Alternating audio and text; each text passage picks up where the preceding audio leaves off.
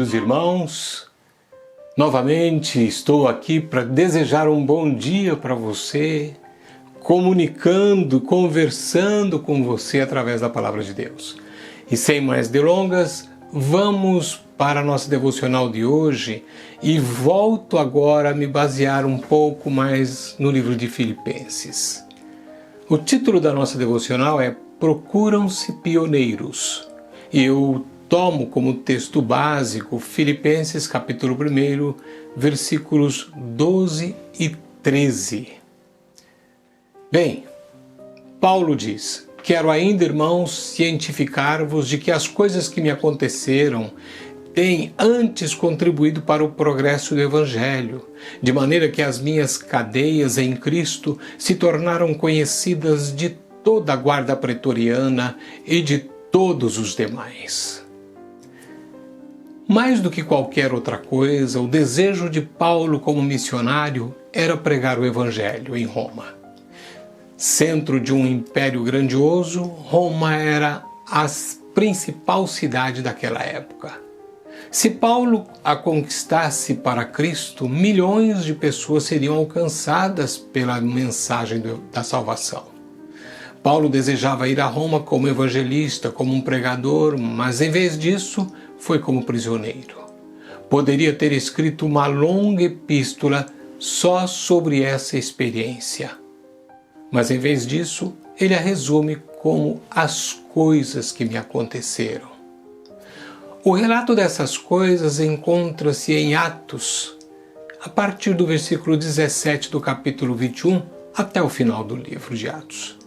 E começa com a prisão ilegal de Paulo no templo em Jerusalém. Então, um breve histórico que eu estou fazendo aqui, mas que nos ajuda a pensar naquilo que Deus realiza através de nós e como Deus quer realizar.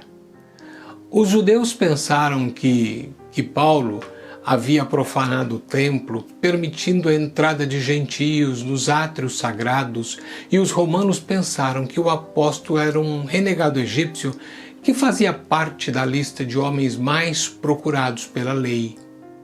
Paulo tornou-se o centro de tramas políticas e religiosas e permaneceu preso em Cesareia por 2 anos. Quando finalmente apelou para César, o que era privilégio de todo cidadão romano, foi enviado para Roma. A caminho da capital, seu navio naufragou. O relato dessa tempestade, da fé e coragem de Paulo, é uma das narrativas mais dramáticas da Bíblia. E você pode verificar isso em Atos capítulo 27. Você já imaginou que essas situações, todas negativas do ponto de vista humano, poderia entristecer e desanimar o apóstolo? Por muito menos, nós mesmos desistimos e às vezes choramos. Mas observe, a alegria de Paulo não era decorrente de circunstâncias ideais. Ele se alegrava mesmo era em ganhar outros para Cristo. E se as circunstâncias favoreciam o progresso do Evangelho, era só o que importava para ele. O termo progresso significa avanço pioneiro. É um termo militar grego que se referia aos engenheiros do exército que avançavam à frente das tropas para abrir caminhos em novos territórios. Paulo descobriu que não se encontrava confinado numa prisão, pois essa condição lhe havia aberto novos campos de ministério. Deus ainda deseja que seus filhos levem o Evangelho a novos campos.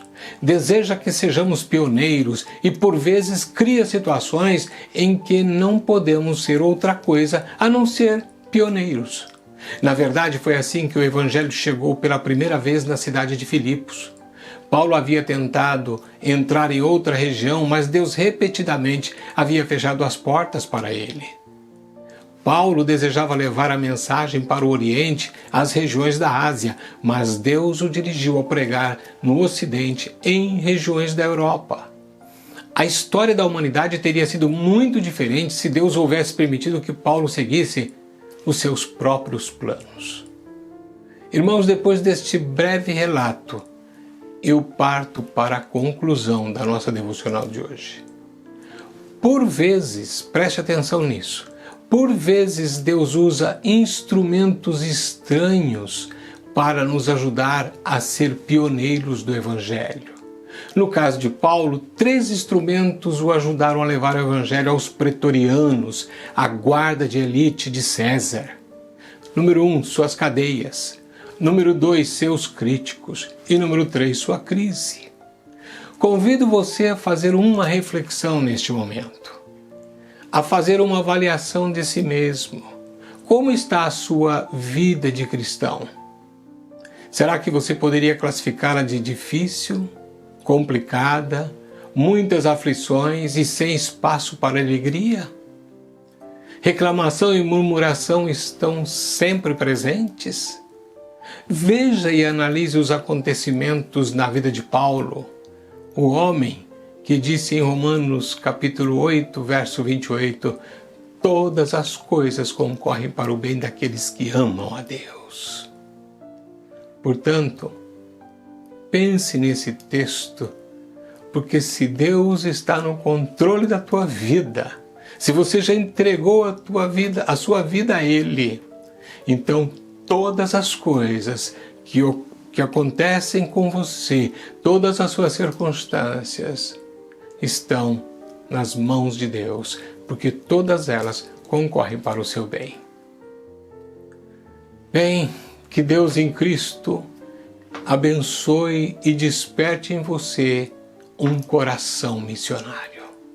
Reflita e até a próxima devocional, se Deus assim o permitir.